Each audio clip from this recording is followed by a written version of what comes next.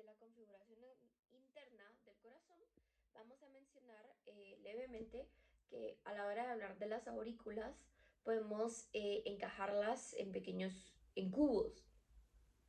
Podemos encajarlas en cubos tridimensionales para visibilizar de mejor forma en qué paredes se encuentran las distintas estructuras. Como primer punto vamos a hablar sobre la aurícula derecha. En esta ocasión no hice un cubo como tal, sino que lo representé como paredes individuales. Podemos mencionar principalmente que en cuanto a la aurícula derecha, vamos a tener tanto en la izquierda como en la derecha vamos a tener 6 paredes, pero en la derecha vamos a tener estructuras en las distintas paredes. Principalmente vamos a hablar sobre la pared superior, que podemos decir que la podríamos interpretar como que está aquí. En la pared superior vamos a encontrar el orificio de la vena cava superior. Entonces, esta sería la estructura que vamos a encontrar en la pared superior. Entonces, podemos imaginarlo como un cubo y en la pared superior está el orificio de la vena cava superior. Luego vamos a tener en la pared inferior el orificio también, pero de la vena cava inferior. Entonces, en vez de salir para arriba el orificio, va a salir para abajo porque sería en la parte inferior, que sería el que está aquí. Luego, en la pared lateral, podemos mencionar que vamos a tener músculos rectilíneos. Estos van a estar ubicados en la pared lateral. Y de igual forma en la pared anterior vamos a tener el agujero atrioventricular derecho, que sería el que está aquí. Sí, aquí. Entonces, en la pared anterior vamos a tener el agujero atrioventricular derecho y en la pared medial vamos a tener la fosa oval. Estas son breves representaciones de lo que serían las estructuras. Finalmente en la pared posterior, que pues obviamente aquí como no es un dibujo tridimensional no podemos llegar a percibir la pared posterior, pero en la pared posterior vamos a tener lo que sería la cresta terminal. Entonces, estas son básicamente las estructuras que vamos a encontrar en la aurícula derecha y luego si nos vamos a la aurícula izquierda vamos a encontrar solamente 3 estructuras. Quiere decir que no vamos a hablar sobre lo que serían las 6 paredes en sí del cubo. Principalmente en la pared anterior vamos a encontrar también un agujero atrioventricular o mitral. Luego en la pared lateral vamos a tener la orejuela izquierda, que la vamos a representar así. Y por último, en la pared posterior vamos a tener los orificios de las venas pulmonares. Estos son a grandes rasgos las estructuras que podemos llegar a encontrar en las aurículas izquierda y derecha.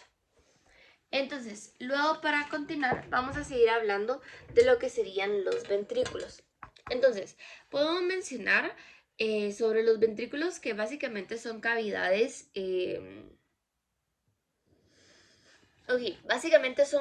cavidades piramidales que van a estar situadas anteriormente a los atrios o aurículas y a ambos lados del septo interventricular. Entonces podemos asumir que, como ya habíamos mencionado anteriormente, la base del corazón se encuentra posterior y el vértice se encuentra anterior. Entonces, como los atrios o aurículas van a estar en la base, van a estar ubicados posteriormente y como los ventrículos están en el vértice, van a estar ubicados anteriormente. Los ventrículos van a estar divididos por el septo interventricular. Entonces, en la base de los ventrículos vamos a encontrar en la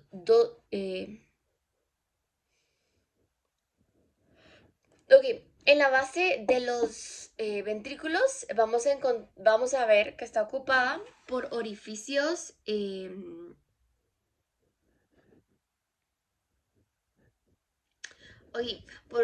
los orificios, uno atrioventricular y otro un poco más pequeño que va a ser el que comunica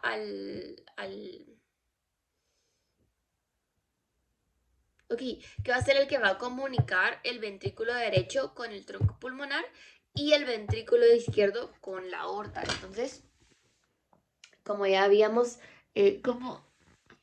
como habíamos mencionado previamente, va a tener un orificio atrioventricular, que básicamente serían estos, y va, un orificio atrioventricular que sería este, que va a comunicar el ventrículo con el atrio o aurícula, y el orificio pulmonar que va a comunicar el ventrículo derecho con el tronco pulmonar, y aquí de igual forma el ventrículo atrioventricular, perdón, el orificio atrioventricular que hace el que comunique la aurícula con el ventrículo, y el orificio aórtico que va a ser el que comunique el ventrículo con la aorta. Sería izquierdo y derecho. Entonces, eso sería básicamente, y podemos, luego vamos a hablar sobre lo que serían las valvas. Entonces, vamos a hablar ya un poco más a detalle de lo que serían las valvas y lo que las componen, cuál es la función que tienen cada una de las mismas. Y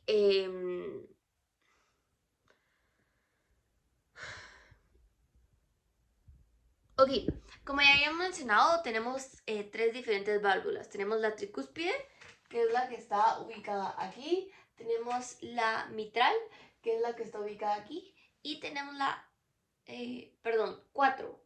La tricúspide, ubicada aquí, la mitral, la aórtica y la pulmonar. Entonces, ¿qué son esas cuatro válvulas? Son las encargadas de bombear la sangre de forma efectiva, y pues obviamente el corazón va a necesitar de las válvulas para asegurarse, para que se asegure el sentido del flujo. Es decir, podemos concluir que la sangre va a entrar por aquí, ¿sí? La sangre va a entrar por aquí y va a pasar por acá y va a salir por acá. Entonces podemos decir, vamos a dibujarlo, que la sangre va a entrar, y podemos decir que la sangre de aquí va a salir. Entonces aquí entra con CO2 y aquí sale con oxígeno. Sale sangre oxigenada. Entonces, básicamente para eso es que nos sirven las válvulas. Son las encargadas de ayudar al corazón a bombear la sangre y de asegurarse del sentido que recorre, del sentido que lleva el flujo de la sangre. Luego podemos mencionar que cada valva va a constar de 2 o 3 como colgajos fibrosos de tejido, y estos se van a denominar valvas. Entonces, vamos a tener las valvas atrioventriculares y vamos a tener las valvas semilunares. Entonces, principalmente podemos mencionar que las valvas atrioventriculares van a regular la apertura de las aurículas y los ventrículos, y entonces vamos a tener la valva atrioventricular derecha, que va a ser la tricúspide. O sea, ok, entonces aquí tenemos una representación de lo que serían las valvas. Entonces tenemos aquí lo que sería estas dos. Permítanme. Entonces, vamos a tener una representación de las valvas. Podemos decir que esta es una vista superior. No sería anterior, sino que más bien sería como que estuviéramos viendo desde arriba. Entonces vamos a tener las valvas semilunares, como ya habíamos mencionado, y vamos a tener las valvas atrioventriculares. Estas van a estar compuestas de 2 o 3 colgajos fibrosos. Principalmente de las semilunares podemos mencionar que vamos a tener lo que es la pulmonar y la aórtica. La pulmonar es esta que se encuentra aquí, y la aórtica es esta que se encuentra aquí. Y luego vamos a tener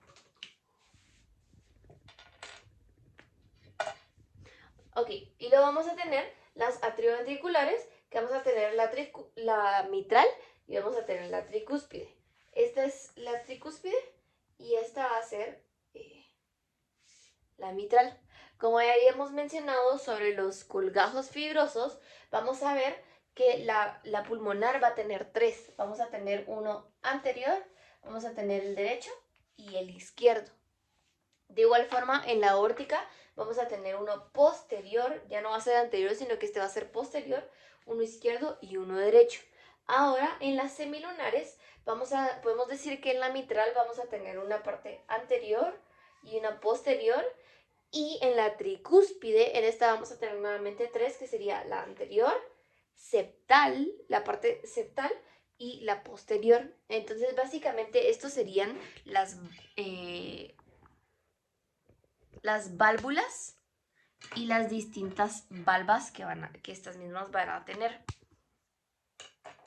Entonces, podemos concluir con que la válvula pulmonar va a tener una valva anterior, una izquierda y una derecha.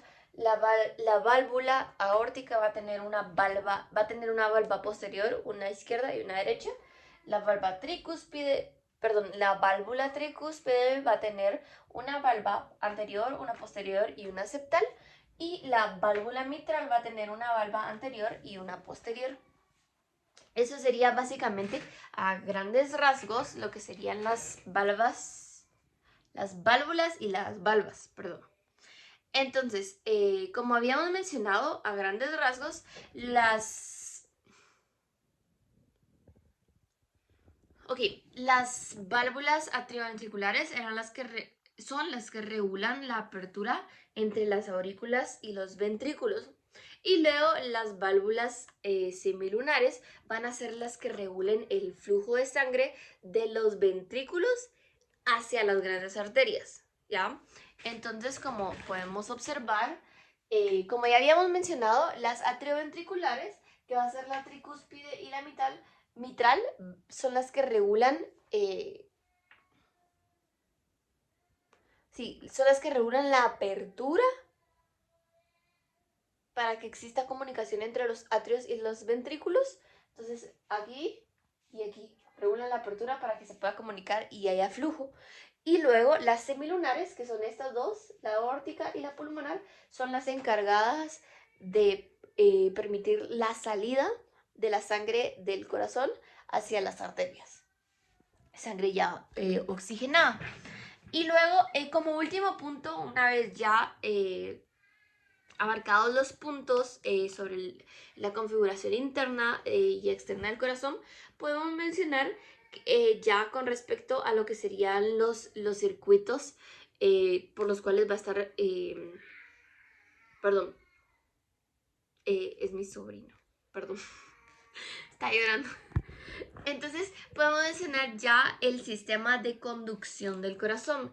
Realmente es bastante sencillo y lo vamos a abarcar a grandes rasgos, y podemos mencionar que el sistema de conducción del corazón, en este vamos a ubicar el miocardio, que este va a poseer una capacidad de contracción automática. Entonces este va a ser básicamente el encargado de que exista la contracción, y recuerden que al contraerse, el movimiento constante de la contracción y contraer y retraer va a permitir el movimiento del flujo para que haya constante flujo de sangre alrededor del cuerpo. Entonces podemos de igual forma mencionar que el corazón va a estar aislado de toda conexión nerviosa extrínseca.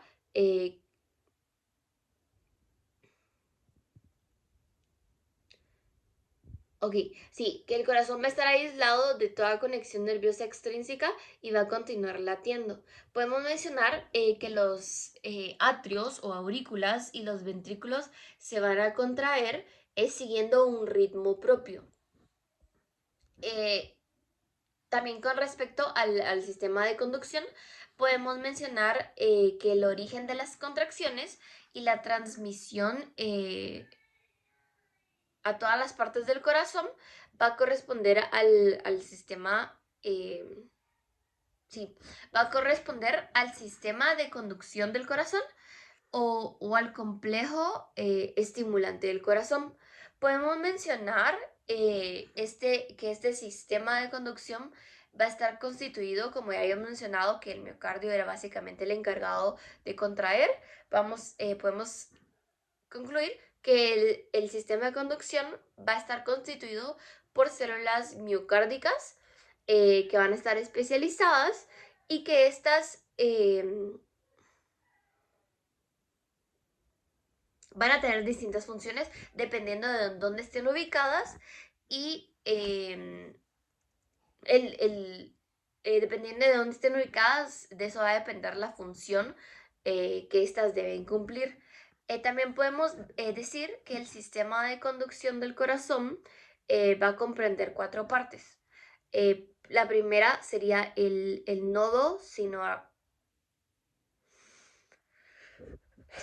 el nodo sinoauricular, sí, el nodo sinoauricular o sinoatrial, sí, el nodo sinoauricular o sinoatrial que va a estar situado en la pared de la aurícula derecha, aurícula o atrio derecho.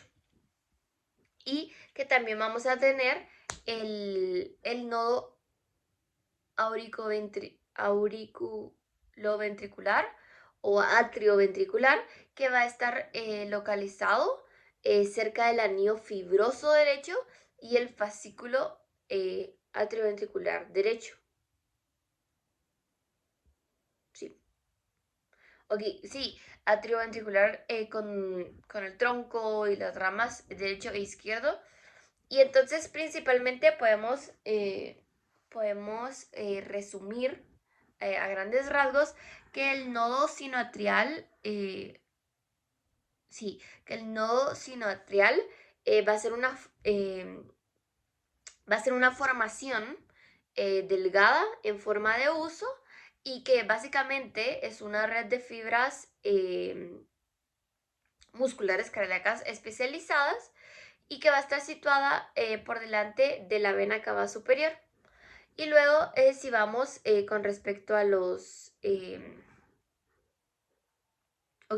al nodo atrioventricular, podemos concluir que va a ser un tejido especializado en el tabique atrioventricular, por debajo de la fosa oval y por delante del seno coronario. Este va a estar situado básicamente en la pared de la aurícula o atrio derecho, en una zona triangular. Y luego, con respecto al...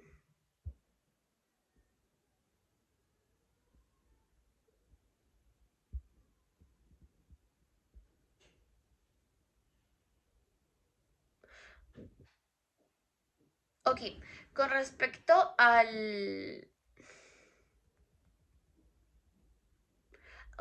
nodo atrioventricular, podemos, como ya habíamos mencionado sobre los fascículos, podemos mencionar el fascículo atrioventricular, que básicamente va a ser un conjunto de fibras musculares conductoras que van a conducir la información, por así decirlo, entre el nodo auriculoventricular y los músculos papilares.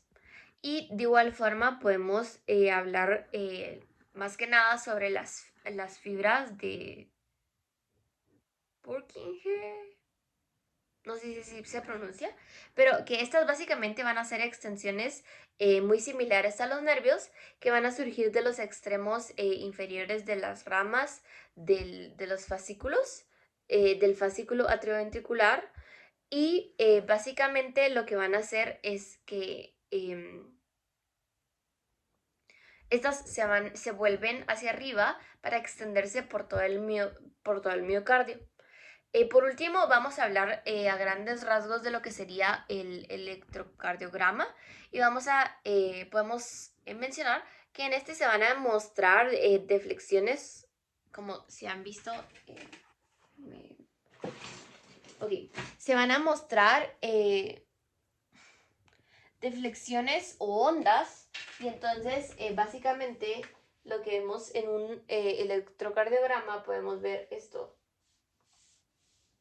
que es algo bastante común, que me imagino que todos en algún momento hemos visto, tal vez no directamente en un electrocardiograma, pero sí lo hemos visto representado como los latidos del corazón. Entonces podemos decir que vamos a tener la onda P vamos a tener el complejo QRS y vamos a tener la onda T, que básicamente podemos decir que la onda P va a ser la que se produzca cuando una señal del nódulo se dispersa por las aurículas y las despolariza. Y lo vamos a tener el complejo QRS, que este va a constar de una pequeña deflexión hacia abajo y un punto máximo elevado muy notorio. Entonces, cuando el complejo QRS va a ser cuando esto sea así, como muy notorio el pico, ¿ya? Entonces va a ser una deflexión hacia abajo leve y luego un pico que se eleva que va a ser extremadamente alto. Y por último vamos a hablar de la onda T, que esta va a ser generada por la repolarización ventricular, que va a suceder inmediatamente antes de lo que sería la diástole. Podemos también mencionar que la onda T es un poco más pequeña. Y básicamente con eso podemos concluir lo que sería la anatomía del corazón, la configuración externa, la configuración interna y un poco acerca de lo que sería el sistema de conducción del corazón.